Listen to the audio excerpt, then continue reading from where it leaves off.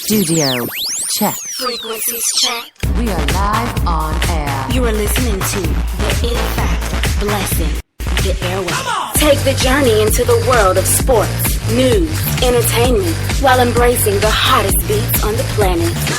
Rocking the mind, body, and with energy, electricity, and a splash of controversy.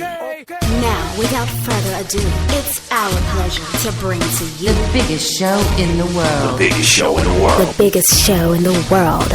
The SBTV Nation.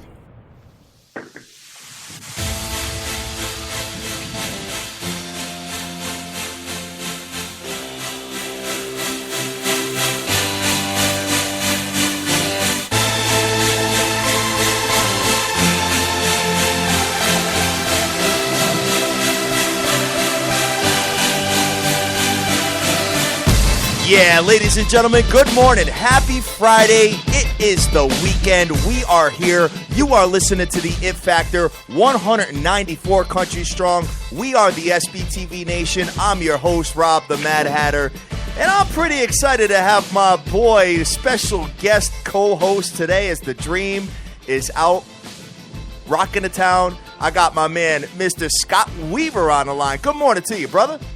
Oh, man, what's going on, Rob? It's a great day here in Atlanta, Georgia, man. I tell you, glad to be on, and we'll rock it today. Oh, absolutely, brother. So, the Dream asked you to come on because I got to heckle you a little bit about your Clemson Tigers as they have fallen from number 3 to number 4 as Michigan has emerged over them in the AP poll. Talk to me about Clemson. They got a bye week this week. What are you going to be doing? Man, I tell you, we dodged a bullet last week. Funny story. I got my son and all the neighborhood kids are in the living room playing basketball, and NC State's about to line up for that field goal, and for all intents and purposes about to beat us. And one of the little kids goes, "Man, Clemson's about to get beat." I was like, "Man, if you don't go outside and play, right on. You need to go on, get out of here, man. Go home." Oh, I know. But yeah, man, they dodged a bullet last week, man. The problem I have about my boys this year is they play to their competition. I mean, they play up or down. I mean, they had 3 turnovers inside the 20-yard line last week, and gave up 21 points and allowed NC State to stay in that game. But big week, man, preparing for Florida State. That's the biggest game in my mind that I thought we'd have all year. I didn't know Louisville would be what they were, but just trying to get healthy, man, and go into a place that's tough to play, man. Tallahassee is no joke, man, when it comes to playing down there, man. Right on. So, and I just thought, I was actually driving in my car during the end of that game, and I was just kind of, looking at it here and there, and I was seeing that NC State was lining up for the field goal, and I just thought to myself, well, it is college football, and in collegiate football, they don't make kicks, so Clemson's probably going to win this game. That's just how I felt, honestly. I really did, and I'm sure that a lot of people around the nation felt the same.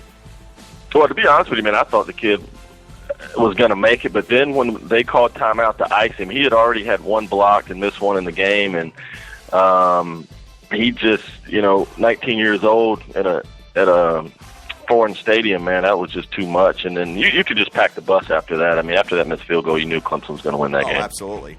And you know what? That's the challenge I have with Clemson is that, it's almost like they look ahead. I mean, they had that Troy game where Troy was within, 6 points at the end?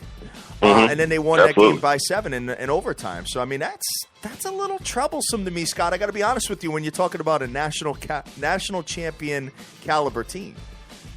Yeah, and I think, me and Dream had talked about it.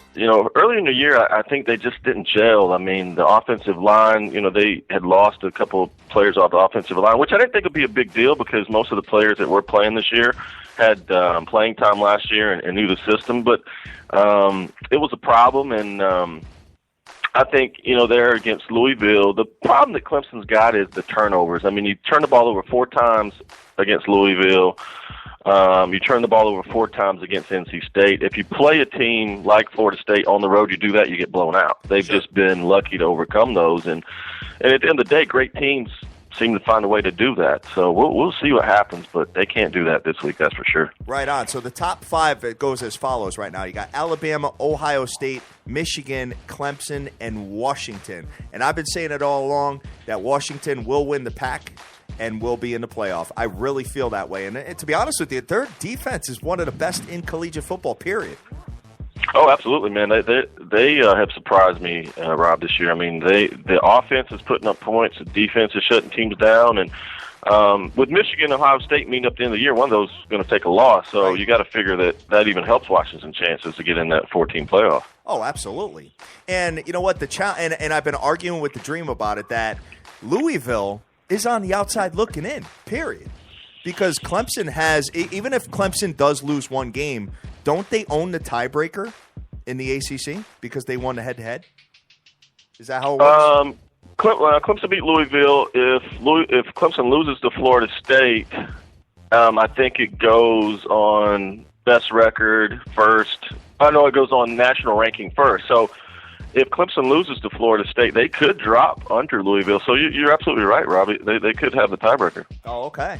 All right. So good morning to everybody. We are SBTVNation.com, and we are live on Twitter. Twitter was acted up a little bit this morning, but I finally got on and was able to send the show out.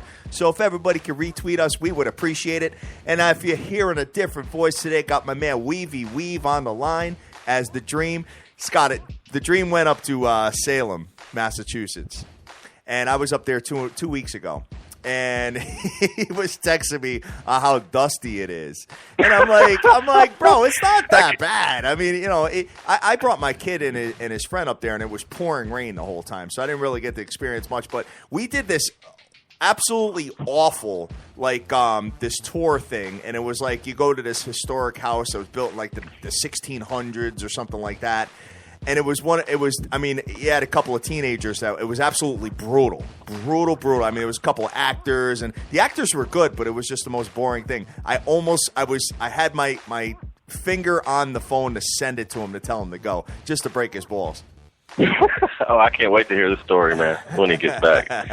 Exactly, but he said it was dusty out there. I loved it. I mean, guys, if you're a Halloween fan, it's haunted houses, bars, and restaurants. That's what it is, all like encumbered into one little area. And, you know, it's also on the water, too. So, I don't know. I thought it was pretty cool. I had a good time out there, but, you know. I guess that sounds like not a bad time, man. But, you know, Dream, he has different visions. Exactly. So, looking at it here, guys, I just want to finish up just talking about a little collegiate football here, because we did have a couple of games last night, and we're looking at the fact that the Miami Hurricanes now have lost a couple of games in a row, and they went into Vatech and could not get the job done. So you had a battle of two inconsistent teams yesterday, being Vatech, who went into Syracuse and lost last week, and then you have Miami, who has now lost 3 games in a row. And Scott, I honestly say that the Florida State loss for the U was their breaking point. That's what kind of damaged their psyche. What's your thoughts on that? No, I agree, man. You know, it's tough because I felt like Mark Richt was going to do something with that squad. I felt like him coming in and the energy that he would bring would revitalize that program. But for all intents and purposes, that was their national championship game against Florida State. And to lose that, it just was a snowball downhill. And the sad part about Miami is new coach, same Miami team. Right. And you know what? I honestly thought that this would be a defensive battle, and it was looking like it in the first half. I had a feeling that the first half was where it was going to be a little slower scoring, and sure enough, that came to form as they put up 28 points in the second half between the two of them. Oh yeah. I think Virginia Tech just warmed down. I mean, they were missing a couple starters on that defensive line, and every time I looked up at the game, flipping it back and forth, they were running the ball for 10 yards at a clip, 15 yards at a clip, and they never could get off the field. Right. Exactly. And you know what? I mean, Miami, the quarterback just kept dropping back and getting sacked, and the running backs were getting hit in the backfield. And, you know, this Vatech defense is pretty damn good. I am shocked that they lost to the Orange. Yeah, you know, that's one of those games where if you aren't focused and you go to a place to where you feel like you're a superior team and you start looking yourself in the mirror and saying, hey, we can beat these guys all day long, that's where you get slipped up, you know? Yeah, exactly. exactly. So moving on to the rest of it here, Boise State remains undefeated and wins by 1 point, 28-27. Squandered a 14-point lead and almost lost the game. What a crazy ending to that one, man. They line up to win the game.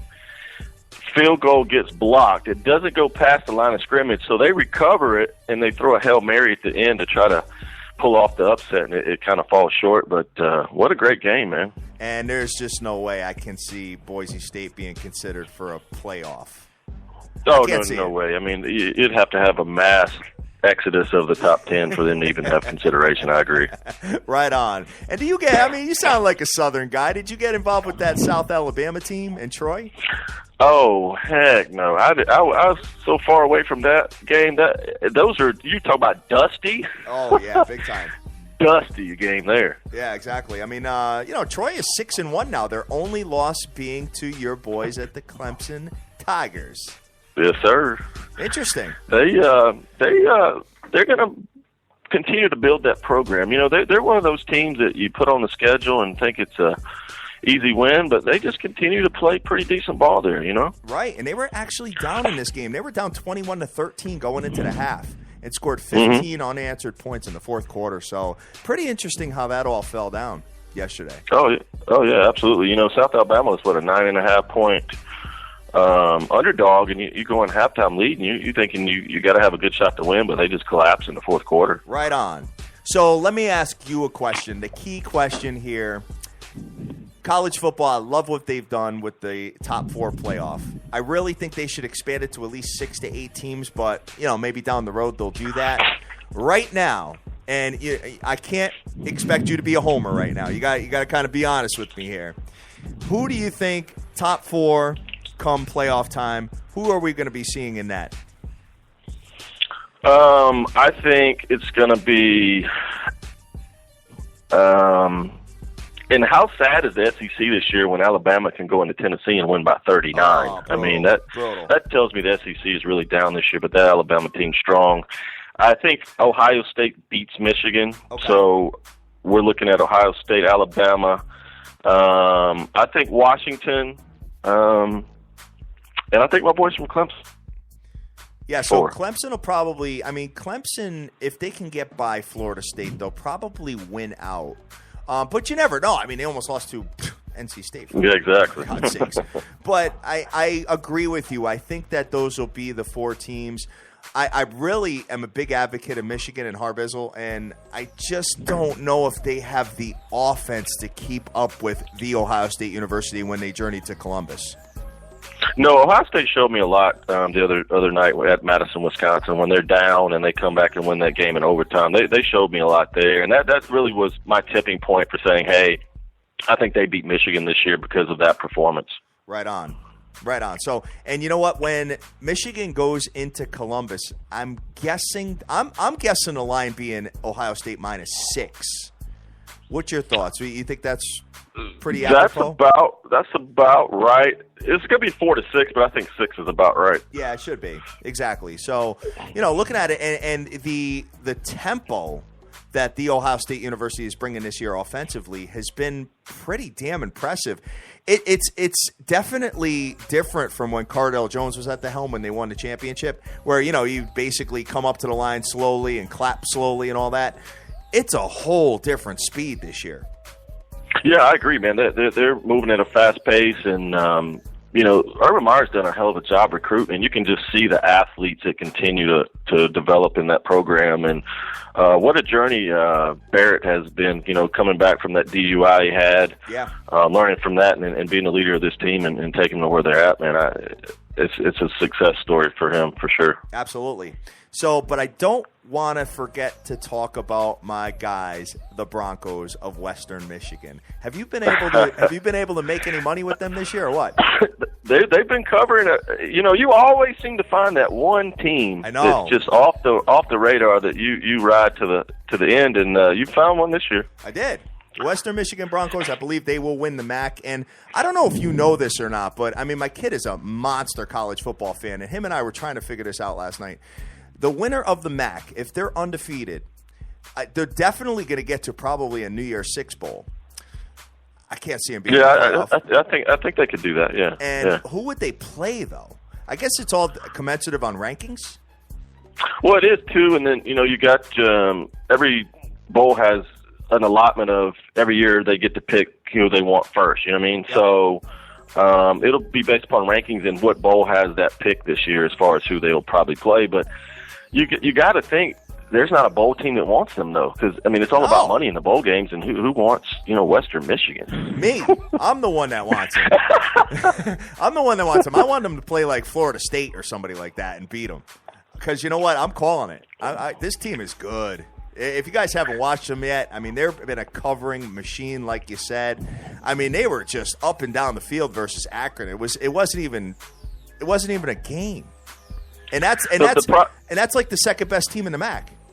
Yeah, no doubt. The problem they have, I think, Rob, when they actually step up in competition, and what I mean is your Florida States, your Alabamas. Right. The defensive and offensive lines is where they will struggle because those athletes are just so much bigger than what they have on their team, I agree with you on that one.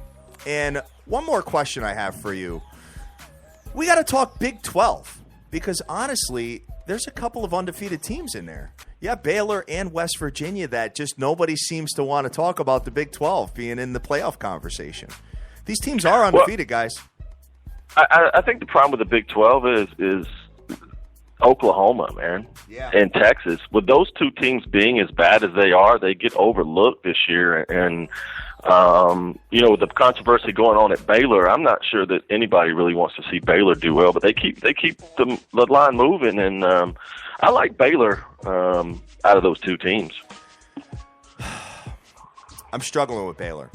Just because I watched them struggle in some early games this year, I just don't know if, put them to the test. I just don't know if they'll emerge. But the challenge with the Big 12 and the problem they've always had is that they don't not have a championship game. Correct. And I guess they failed to expand the conference.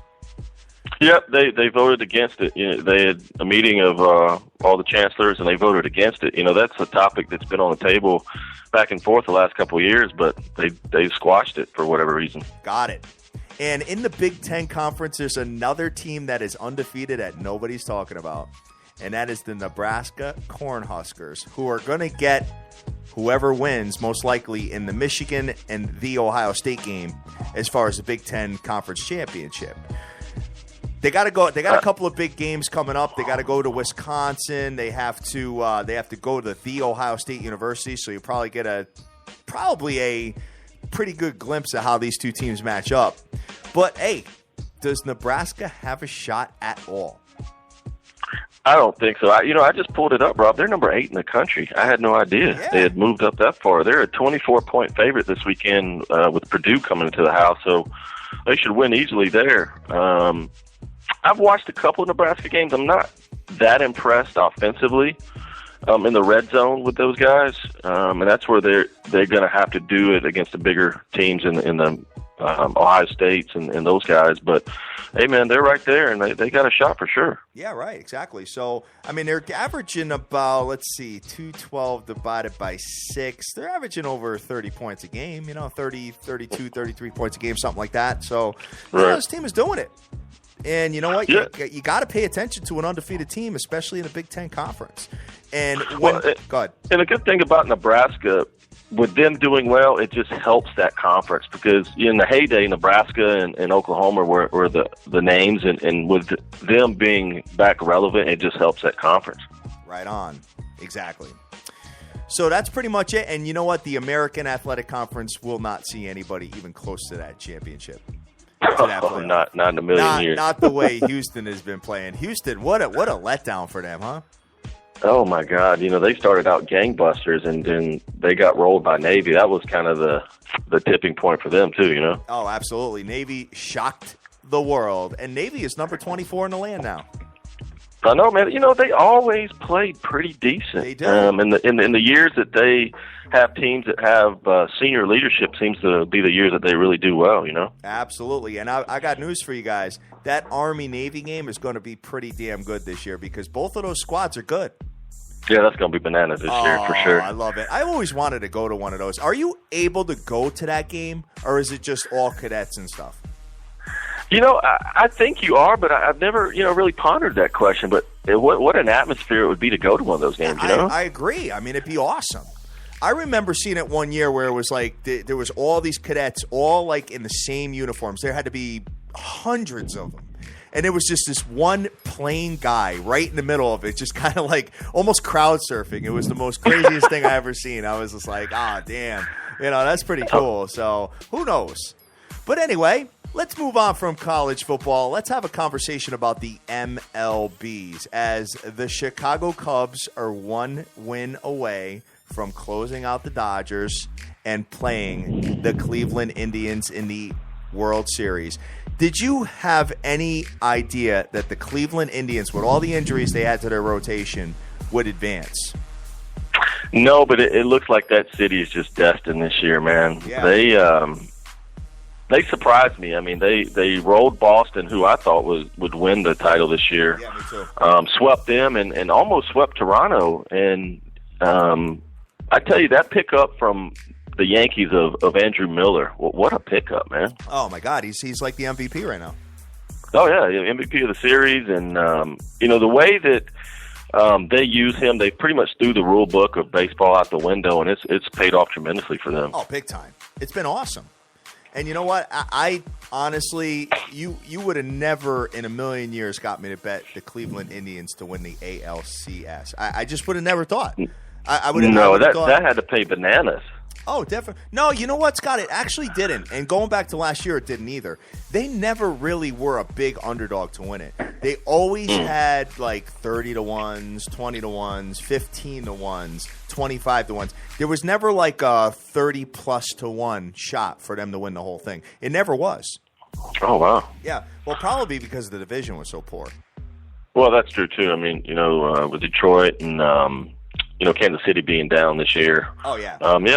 The division was right there for anybody, to be honest with you. Right on. So the next game we have coming up, you already know who's pitching. Going into Kershaw. Wrigley. You got Kershaw going into Wrigley Field. And do you think that he could stop the Cubs again? I just saw something on my Twitter page, Rob, that is kind of eerily scary for me. Yeah. The last time that Chicago was in the National League Championship Series and they went back home up 3-2 was the Steve Bartman incident. Oh, wow. The curse. The curse is and on, it's lining up like that again. So can they overcome that? Can they overcome it? That's a key question because I got news for you. I mean, you're definitely pitching, and I'm a big Chris Sale fan. There's some other pitchers that I really like. Obviously, you got, what's his face there for Seattle. You know what? The Dream is calling in here. Uh-oh. Yo. I had to call. You had to call, right? I had to call because you guys are talking about baseball. Yes. It is the playoffs, player. You got to talk about that. What's going on? I was listening to this show. It sounded great. Mr. Weaver sounds incredible as the co-host. And then you guys dipped into baseball. I almost crashed the car. Exactly. Hey, Dream. Was that because of baseball or the witchcraft you're watching up there? It was a little bit of both. Trust me, I'm up here. And the only thing that's looking ghostly is a black man up here in Salem. They're like, "Whoa, what are you doing here?" You know what? I was gonna tell you that you would stick out. Hey, Dream, I can hear him now. You ain't from around these parts up here, are you, boy? No, but listen, it's all good. It's a great area. I just wanted to call in a minute because you guys sound great. Weave, you sound really good. The show is kicking behind, so keep doing what you're doing. Have some fun, fellas. All right, Dream, did you get a chance to do the 7 Gables last night? I did not do the 7 Gables, but I got the Green Bay -7. Cool deal, man. Anybody that wants to make money just bet against my Bears. Yeah, that's it. Awesome. Well, and I had the stomachache Boise State. I had the money line. I had the stomachache Boise State for a great ending to that game. Hey, guys, you guys have a ball. It's good talking with you. I'll talk to you. I'll be on tomorrow. All right, sounds good, Dream. Have a safe trip back. It sounds good. He had to call in. I know he couldn't stay away. That man is off the chain. He sure is. Right smack in the middle of baseball, too, Dream. What a way to call. Dream, and you know what? The Cubs are looking pretty good for you, Dream. So, hey, congratulations on that so far. Hopefully the curse doesn't continue. All curses are made to be broken at some point, Scott. I agree, Rob, but man, it just when I saw that, it just eerily just reminded me of, man, can they get past it? And for all intents and purposes, I think it's Game 7. I mean, I don't see him beating Kershaw unless he just implodes, man. But and then at Game 7, who's going to pitch that? Rich Hill. Who are the Cubs going to go with, you think? Well, I know Arrieta got banged up in that outing. So that's but it was in LA. They might give it to Arrieta. I think you got to, right? I mean, would you want your World Series hinging on Hendricks? No, not at all. and Lester's been fantastic, by the way. Oh yeah, I mean he's got a .86 ERA, man. I mean he can't pitch any better, man. It's a hell of a performance for him, man, for sure. Right on, and you got to think that the Cubs would be favored if they advance versus the Cleveland Indians, even though the Cleveland Indians, because they're an American League team, will have home field advantage. Yeah, they got home field. I tell you, Rob, to be honest with you, in a series bet, if you give me Cleveland as a dog, I got to take it, man. You love dogs, don't you? Well, here's the thing, Rob. I mean, the value, though. I mean, think about when I look at the Cubs and their bullpen, It's a lot more shaky than what Cleveland's got. I agree with you. And when you look at a close game, and it seems like there's not really that many blowouts in the World Series games. You may get one out of 6 or 7. Mm-hmm. You gotta back that strength of that bullpen. Right on. And what I've been saying, and I've seen this for years now with all sports, is that when you got a really hot team that kind of is sitting back and watching, that's usually doesn't fare that well. So I mean, it's almost like you want to play the next night if you're that hot. You know what I'm saying? So now they're just sitting back watching this NLCS materialize. Yeah, and I agree with you. 9 times out of 10, that's what it is. But think about the rest they're getting and the health of that pitching staff. I think it works to their advantage in this situation with the staff being so beat up and hurt. Yeah. I think it's only going to help them. Well, definitely, especially they had to pitch the entire bullpen, like massive innings because of the injury, Oh, my God. Did you see the Bauer on his hand, how he's dripping blood? I know. I saw somebody doing the blood dripping with all crying Jordan heads falling out of his finger. It's pretty funny, man. I got to be honest with you. So, but anyway, hey, so you think the Cleveland Indians may emerge in a series with the Cubs if that be the case? Yeah, I just think that city's destined, Rob. I mean, you look at what the Cavs did with LeBron and your boys, yes, LeBron, and now what they're doing with that pen. I think they're just destined to win. And man, it just eerily. I just go back to the curse, man. It's just how it's lining up, man. It just eerily resembles what happened, during that Bartman time. So we'll see, man. I think the Cubs has the better offense for sure. Yep. And there's not an easy out 1 through 8 in that lineup. No. And then when you go to the American League Park, you take the pitcher out. So, which helps them even more. But we'll see if they can get past Kershaw. Absolutely, guys.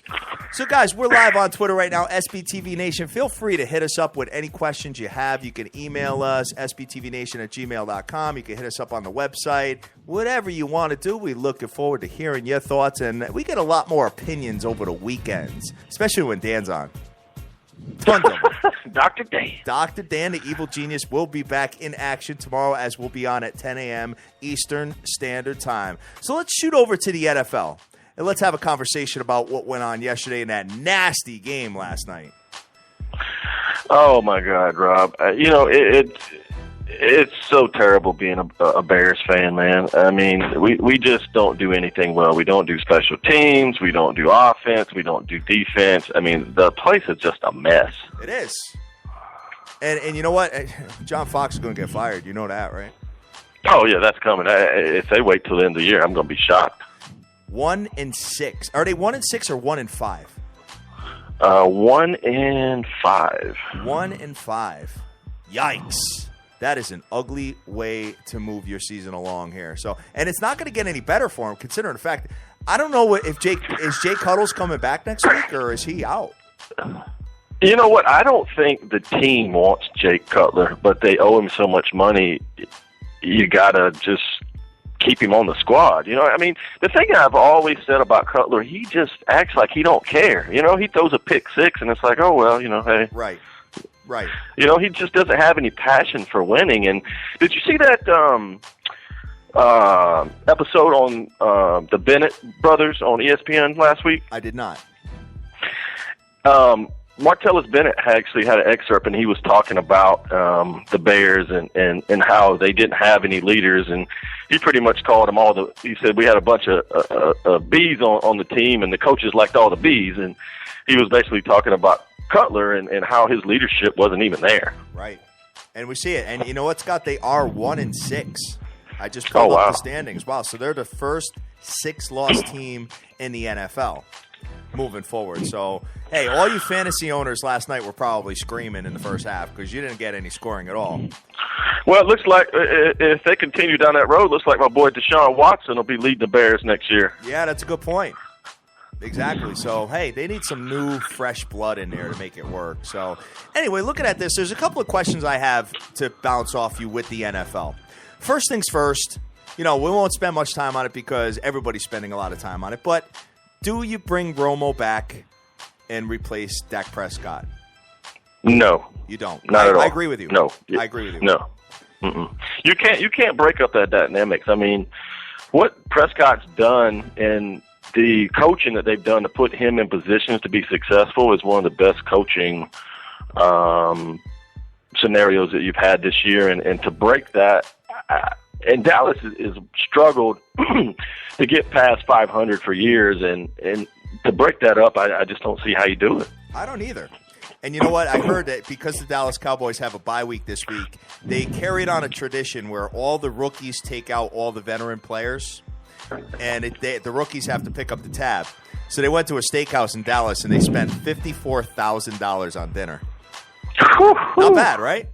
$54,000. I've been out to dinner where it's been a $2,000 tab, you know, with a group of people and something like that. But 54 G's, you know, that restaurant is laughing right now.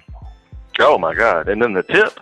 Oh, the tip! Yeah, the tip is stupid. I mean, you got all these big men, so you probably had at least 3 or 4 waitresses on them, minimum. Oh yeah, minimum. So minimum. It's kind of crazy how that all worked out. But let's see what else. Are the Vikings for real? I think their defense is for real. You think their defense? I think they can pretty much hold anybody down from scoring. How Bradford's going to progress as the season goes on is going to be the telltale sign for that team. I agree. And you know what? I've been saying this all along with the Minnesota Vikings is that I'm waiting for them to have some adversity thrown at them.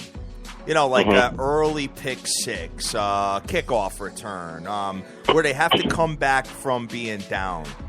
Because, I mean, they've just been so dominant in early stages of the games where, you know, Sam Bradford doesn't really need to do a whole hell of a lot because he's got such a strong defense behind him.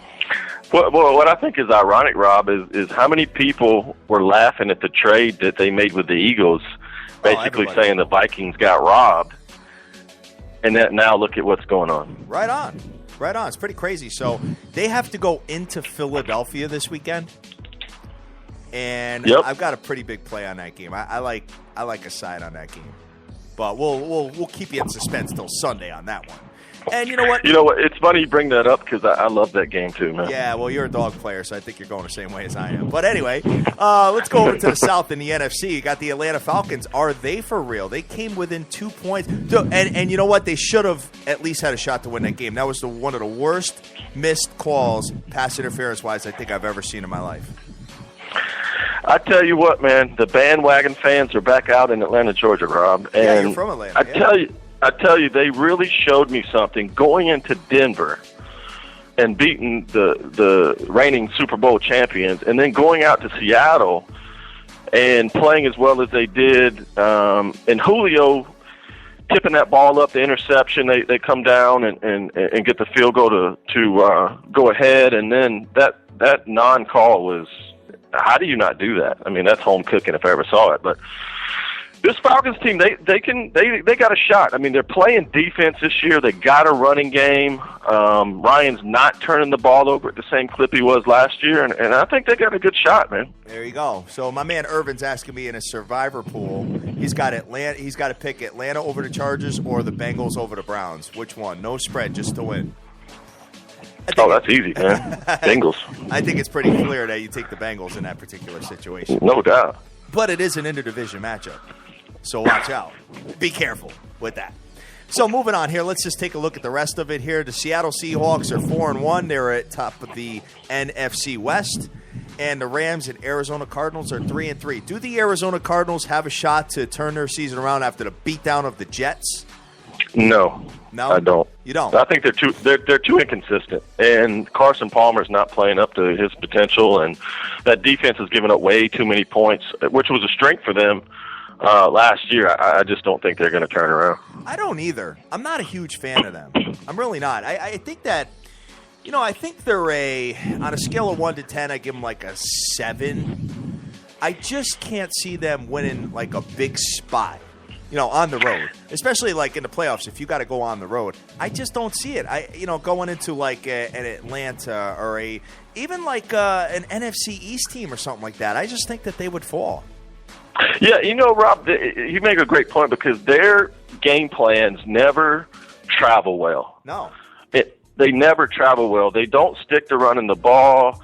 If they become stagnant in running the ball, they start airing it out, trying to target Fitzgerald primarily, and it just doesn't travel well. And for them, they got to win some road games to even have a chance to turn the season around, and they just don't travel well. I agree with you 100%. So, but you know what? In the desert, and they could have a whole different season here if they don't drop that game to the Rams. That was a bad loss for them in the desert. Oh, absolutely. But the Rams are a thorn in everybody's side, man. They play just well enough to be in every game. And, with running back Gurley and what he brings to the table, they just stay in games, and they're just that team that's a thorn in the side. When you pull up your schedule for the next week, you're like, oh, damn, we got the Rams? Yeah, and they got to play in London this week at 9:30 in the morning. Yeah, that's another deal. That whole vibe of, travel and the time change, that just screws with people. Routines. Absolutely. And the Rams have no offense, so they don't scare me one bit. And, they did put up 28 points against the Detroit Lions last week, which I didn't see happening, but Detroit managed to win the game. But that's another question I have for you. Do you bet on the games in London? I personally have never, just because of all the intangibles and that, time change and all that. Do you get involved in those? I got involved in probably one over the last couple of years because it's just too much. It's not like capping a regular game. You know what I mean? It's not the trends and stats and the things you look at don't always transcend when you talk about all the other intangibles that go into the travel and the preparation. So most of the time, those are stay-away games. I agree. And you know what? We do the show at 10 o'clock in the morning, and those games are going off already. And it's just so hard for me to gauge a team, traveling all the way to London and playing. I have a hard time picking a side on those games, to be honest. Well, it's the same thing as a West Coast college team coming to the East Coast for a noon game. 9 times out of 10, you can't lay your money on the West Coast team at all. Right on. Exactly. And the 49ers are decimated right now, being 1-5. Chip Kelly at the helm. And they've got a question mark on who's going to be quarterback. But I guess he's starting Kaepernick again. I don't think Kaepernick's the best quarterback on that team. I think Gabbert, he should have stayed with Gabbert. I agree with you. I think Gabbert's more consistent. And to be honest with you, Gabbert had a stretch there where he had more consecutive games with a touchdown than anybody else in the NFL. It was nuts. Yeah, and I think Chip Kelly's just trying anything he can, but the bottom line is the 49ers don't have the talent to compete at a high level at this point. They don't have the players. They haven't drafted well in the last 5 years, so why not go with the consistency rather than try to switch it up? I don't get it. I agree with you. And I'm going to move over to the AFC right now because there's a team that's emerging a little bit here, and that's the Buffalo Bills in the AFC East. Obviously, the Patriots are the Patriots. They've always been. They did lose that one game to Buffalo, but it was without Tom Brady. They did pretty damn good those 4 games without him. But the Buffalo Bills are playing pretty well. And here's the problem, though. And, you may think I'm crazy here, but they got to go into Miami this week, and that's not going to be a pushover. And they're without Shady McCoy as well. I call the Buffalo Bills the Clemson Tigers of the NFL, man. How many of my boys are on that Buffalo Bills team? I mean, I think they got 6 or 8 former Clemson players on that team. So I follow them pretty regularly just because of that. And, Miami, man, your boys are just Jekyll and Hyde. And I think that Pittsburgh got 2 things last week. Pittsburgh got caught looking ahead to New England. Yep. And the injury to Roethlisberger obviously didn't help either. But the running back from Miami, he ran hard, Rob. Did you watch that game? 200 and some odd yards.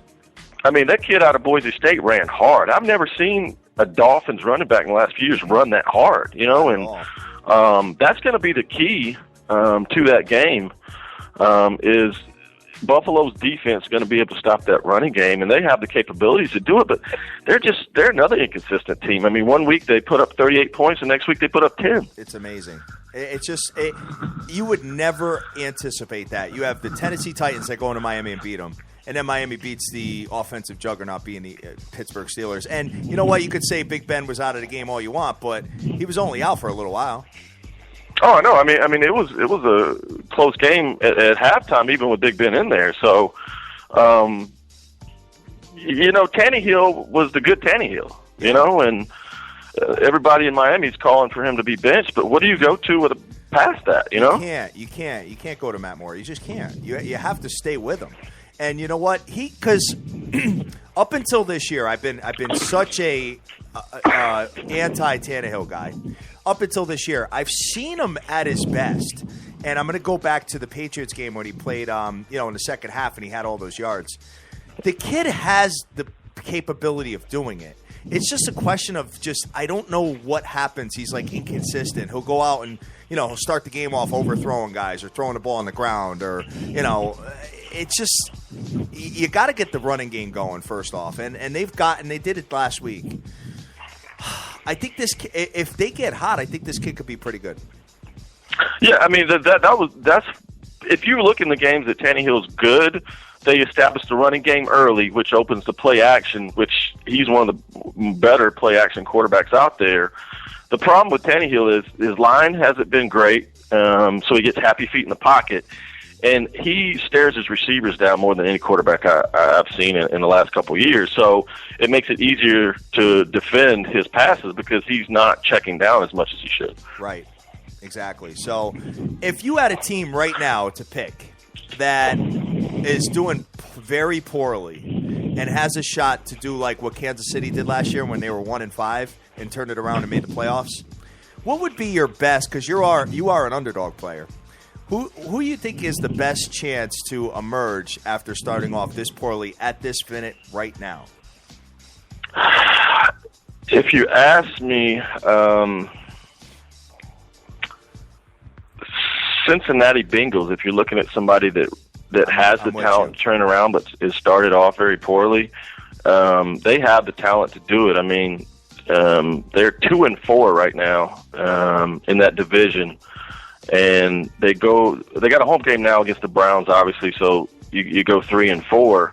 If they can get that defense to be half of what it's been given up points-wise, I think the offense can turn it around, and I think they could make a run. That would be my guess. What are your thoughts? I'm right there with you. I absolutely love that call because Big Ben's out 4 to 6 weeks from what I understand. That gives them a chance to kind of poke their head up in that division. You know what I'm saying? And, the rest of the division is pretty damn poor. I mean, you got the Cleveland Browns and you got the Baltimore Ravens. So none of those teams make me excited. That could be a division where it's like a 9-7 team that emerges out of there. Yeah, absolutely. I mean, if they can, I mean, you look at Hill, he's only had 271 yards this year. And they relied on the passing game with A.J. Green's got over 600 already. So that tells me that they haven't established the running game. They're using the pass offense to do most of the damage, and that's not going to transcend well. If you look, Rob, and one of my guys sent me this the other day, when you look at betting the NFL, any team that rushes for 30 plus or more carries a game typically cover the spread at about a 79% rate. Wow. Interesting. Interesting little trend you got going on there. But anyway, let's move on from the NFL because, Scott, we got a couple minutes left here, and we got to talk some of tonight's games because we have no baseball. We have no NFL. We got a little bit of preseason basketball and some NHL going on, but, we're not doing that quite yet, guys. You know that right as soon as football's over, football's our first love. That's when we dive deep into the hockey and the NBA. But it's time to talk some college football. So let's do that right now and go into what's going on tonight because I'm interested to hear what you got to say about the games that are materializing this evening in college football. You got 3 on the ticket. You got South Florida at Temple. Temple is a 7-point underdog on prime time at home. Interesting. What you got they there? They got the South Florida Bulls who are, Rob, they're 6-1. Their only loss being Florida State. I know that. I know. I'm very aware of South Florida. And you know what? They did get murdered by Florida State, by the way. But, looking at this particular game here, I mean, Temple punched me in the face versus Army. And that game bothers me. And I love a home team underdog on primetime. But this one, I'm going to have to say not so fast. Yeah, how far has Temple fallen from the 1 year they had last year?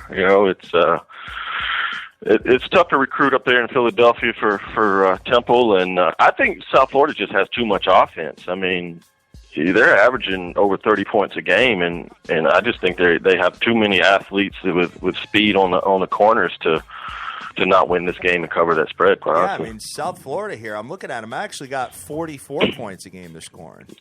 Right. Temple's got 32 points per game. Temple's only given up about 23. Let's see, South Florida's 5-1 straight up in the last 6 games on the road.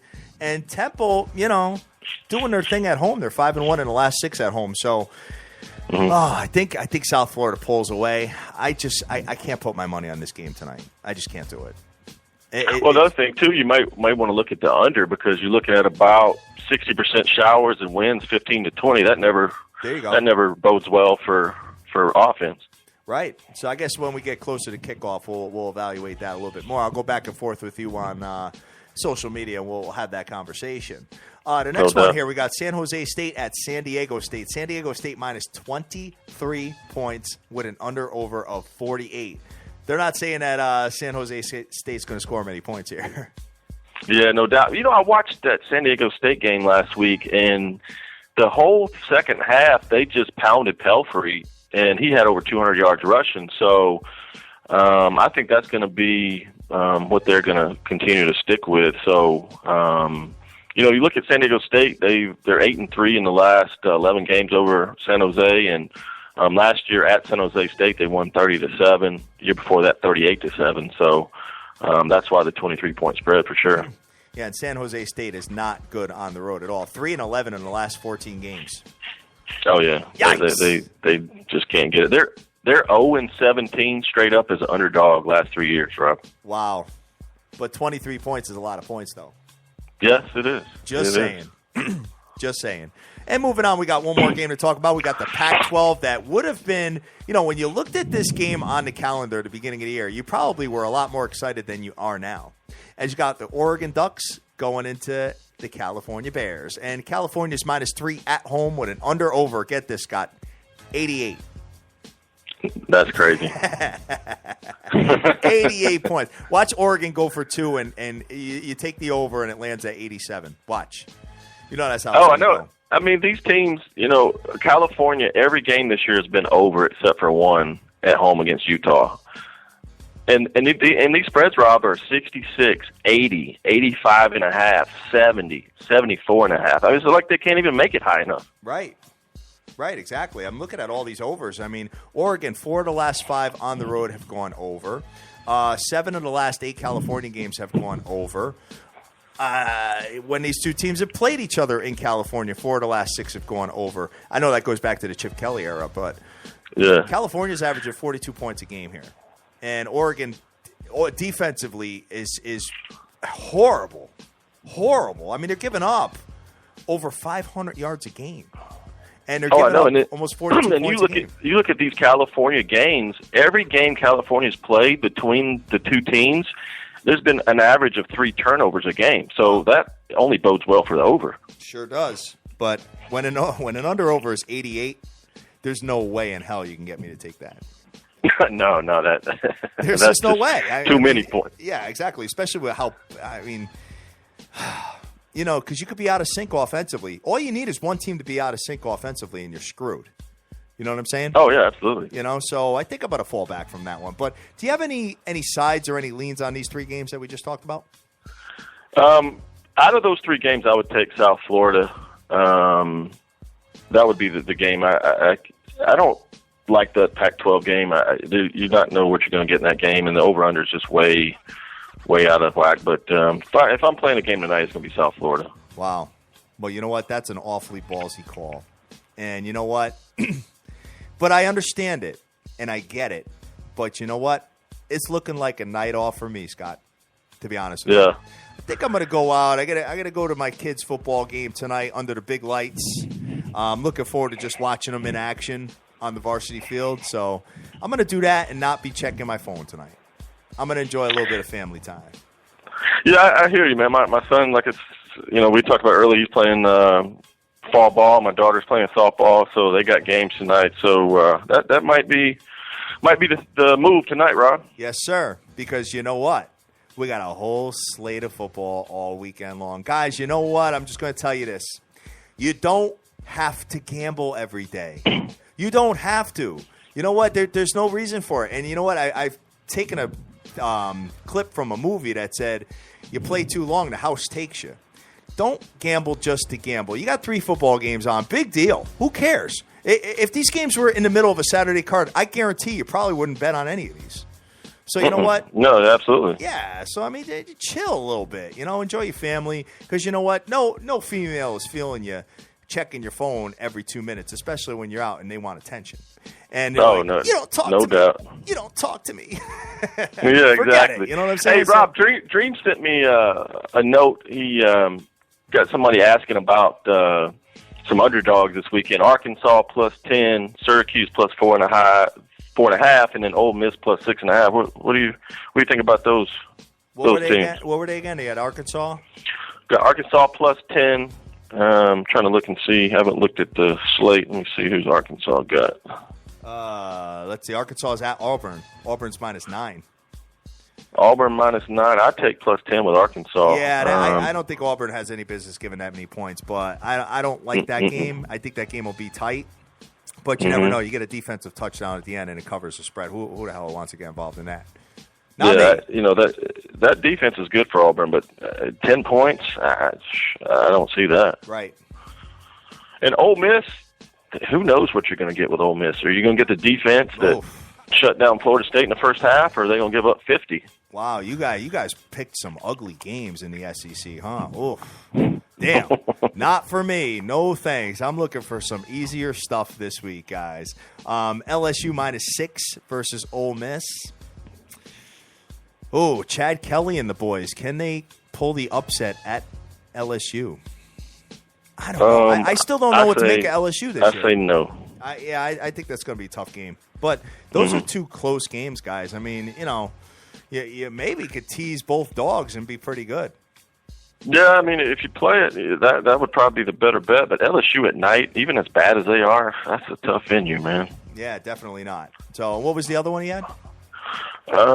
Syracuse +4.5. Let's see who they got.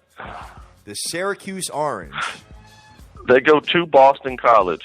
They do not win that game. That's a brutal game, guys. I mean, that Boston College defense is no joke. And you know what? Syracuse doesn't dazzle you at all. I mean, I couldn't even begin a side there, to be honest. That could be a 10-3 game at the end of the day. It could be. It could be very much. I mean, that Boston College defense, versus these teams that are these mid-tier teams, they play pretty well. And you look at, even like when they played Georgia Tech, it was what, like 17-14 final? It was a low-scoring game. So you might see the same thing going on. Yeah, absolutely. Absolutely. All right, brother. That's going to pretty much do it for us for the show. Scotty, I really appreciate you joining us today. Oh man, I had a great time, and I appreciate you inviting me on. And we couldn't have a day without Dream, though, right? Yeah, he had to call in. And he will be back on tomorrow at 10 a.m. Eastern Standard Time as we bring back the Evil Genius and we go through all of the college football. And then on Sunday, we'll be taking your calls and we'll be doing the NFL. So what do you guys say to close out of here, brother? Oh, man, like I said, I appreciate me being on, and I look forward to next week, man. Maybe you guys can have me back we'll talk about a little Clemson, Florida State next week, man. That might be a good one, but I think I have a feeling where you're going to go with that one. So there's no real cliffhanger there. All right. Absolutely. Thanks a lot, Scott Weaver, joining us today. Guys, we love you to death. Go out there, go easy, rise and grind. Make all your dreams a damn reality and get that money. Let's go. Peace.